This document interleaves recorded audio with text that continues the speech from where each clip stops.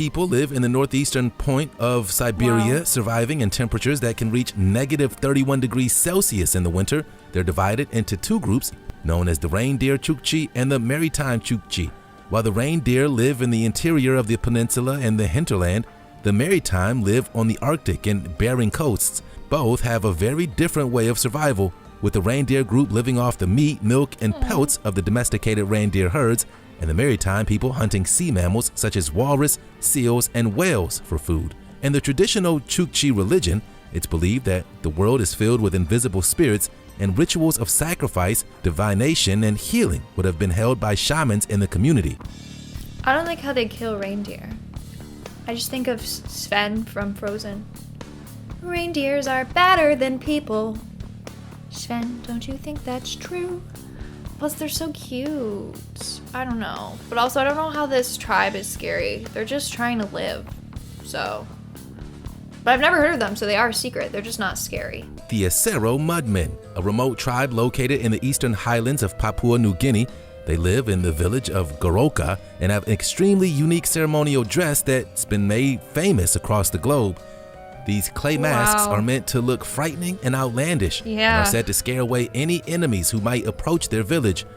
The designs can range from horned beasts to long-eared ghouls, and are sometimes decorated with real animal teeth and shells. It's been reported that these mudmen will walk long distances to get the materials they need to create these spooky masks, trekking for over an hour and a half down to the river to get special clay that doesn't crack when it dries. Wow.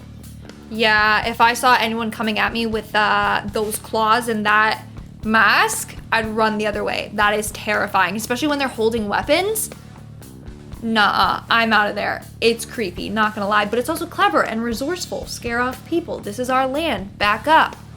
You know? There were about 3,000 Kalufo, and they had no idea about the existence of other people outside of their own tribe until around the 1970s. Most of us were led to believe that their clans lived in tree houses, but this was later revealed to be false. According to the BBC, they had built the tree houses for the benefits of overseas program makers and didn't actually live in them. That's not to say their houses aren't high up, though. They build their homes above floodwater levels, which prevents damage while also stopping rival clans from capturing their women and children for cannibalism and slavery. Whoa. I think it's the rival tribes that we gotta worry about. You hear that? They go and they kidnap the women and then they eat them. Hell to the no. Also, it fascinates me how they make sturdy houses like that, like out of leaves and sticks and branches. I've always wanted to know how to do that. I don't know why. Always have been. Maybe I'll be on Survivor and I'll have to do that. Les Strout, hit me up. That's Survivor Man. Let's do a collab. Central highlands of Papua New Guinea, you will find the Chimbu or Simbu people. This name was given to them by Australian explorers in the early 1930s, who heard the word Simbu said by locals. It's a form of pleasant surprise in the Kumon language. They live in the Chimbu province in rugged mountain terrain that they've turned into their home with gardens. They don't live in villages, but create tiny settlements with oval houses and low thatched roofs, flattened reed-woven walls, and dirt floors. The men all live together in communal houses, while the women, children, and pigs live together in others. Whoa, hold up there! Why the women, children, and the pigs living together? Why you put us with the pigs? That's not right. That's not right at all. Experts believe they may have originated in southern China about 6,000 years ago before settling on various South Asian islands. Between 2,000 and 3,000 Moken are living on these islands, and they live a semi-nomadic hunter-gatherer lifestyle with reliance on the sea for their way of life. There are approximately 1,500 men and 1,500 women, and they speak a distinct Austronesian language called Moken. Even though they have a deeply entrenched culture and way of life on these islands, it's under threat. Their population is decreasing, and because of their nomadic lifestyle, they face problem after problem related to modern immigration and property laws. See, that's just sad. But also, I think this is the people... I think this is the tribe that I talked about before, where they literally can hold their breath for like 8 minutes underwater. No, I'm not even lying. because they just developed to swim long periods of distance to get their food. Isn't that crazy how evolution works? How they literally were swimming underwater for so long that they're like, now they can practically breathe underwater. Not actually, I think they have bigger spleens or something so that more oxygen can stay in the body, something like that. Don't quote me. But isn't that fascinating?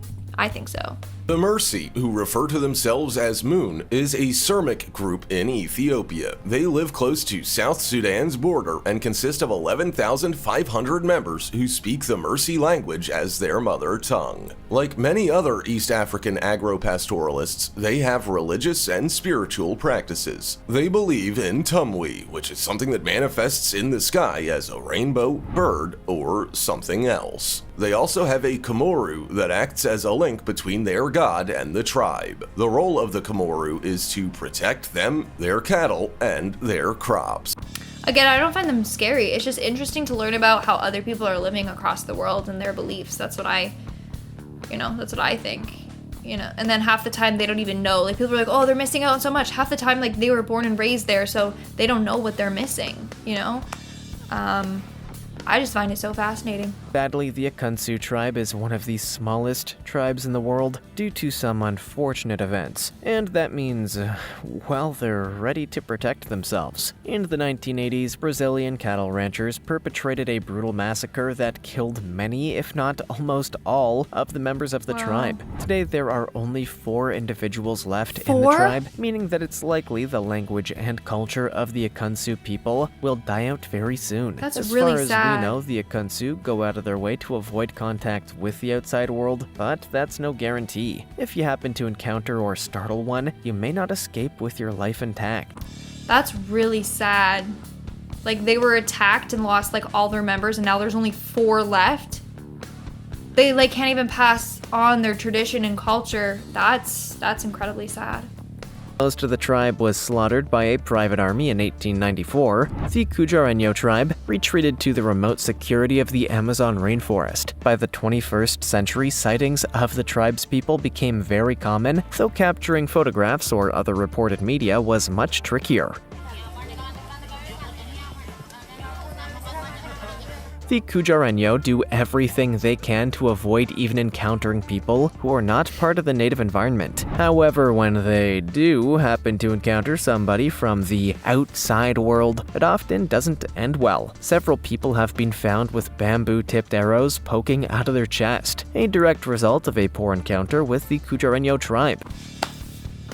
Well, why don't you just leave them alone? Like, you're literally trespassing. It's as if somebody, like, breaks into your home and you're just defending yourself. That's literally what it is.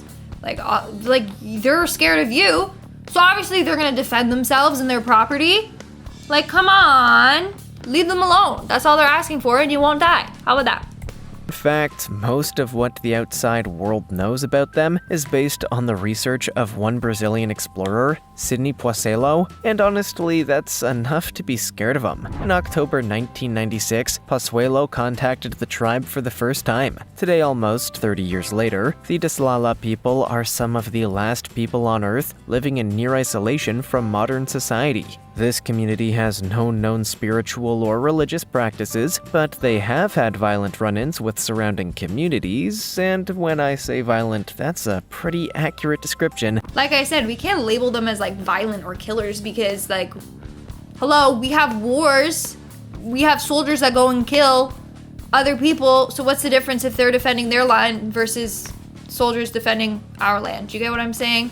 To be like, oh, they're violent, they kill each other. Well, so do we, okay? So do we.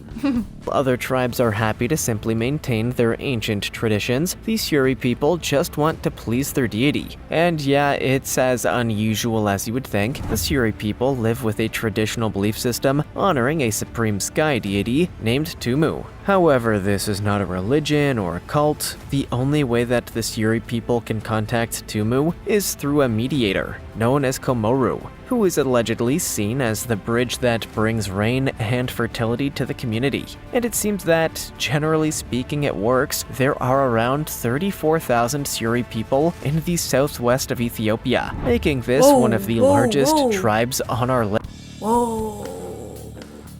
I don't know if that's like a traditional piercing or like I've never known the backstory between the mouth. I don't want to be disrespectful. The mouth thing. Oh, I don't know what it's called. I'm so sorry. But I've always wanted to know what the purpose is. So if anyone knows, feel free to enlighten me. But it looks like he just put a full-on plate in his mouth. I know that's not what it is. I think it's like a traditional piercing or something like that. The Aghori Tribe are a part of a Hindu sect believed to be 1,000 years old.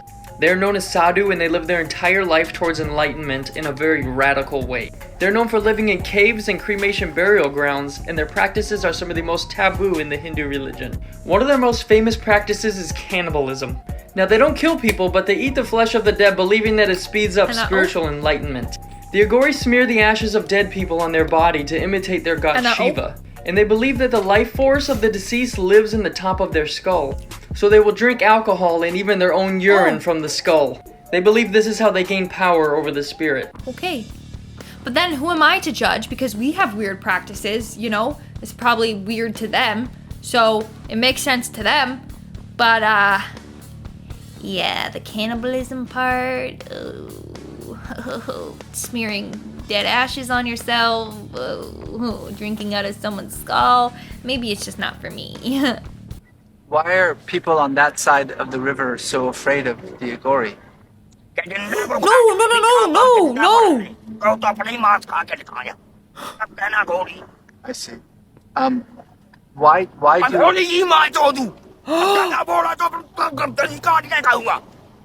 Who's translating?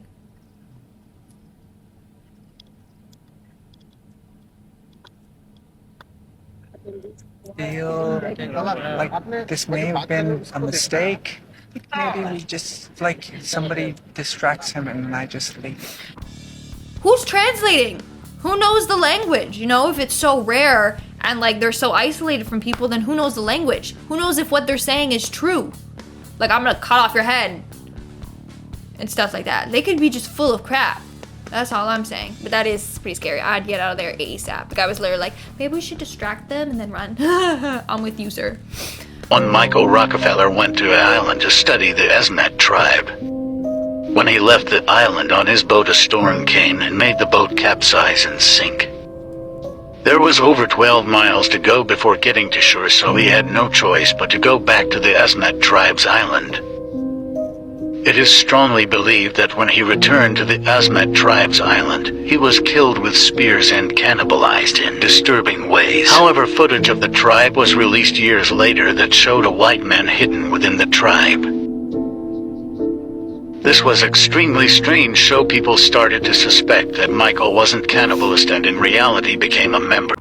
I don't know what to believe then. Also, why didn't they come back for him? You know? Like, they have the footage. Somebody was traveling with him. Or they found his camera somewhere. Why don't they go back to the island and try and find him? Well, by now, he's either dead or he's having the time of his life with the tribe, so. Alright guys, that's all for today's video. If you want to see part 2, then you know the drill. Let me know in the comments below. And while you're down there, smash that like button. Obviously, subscribe to our channel. I've been your host, Lindsay Ivan. Stick around for some bloopers if we have any. And I'll see you when I see ya. Stay spooky. Tonight.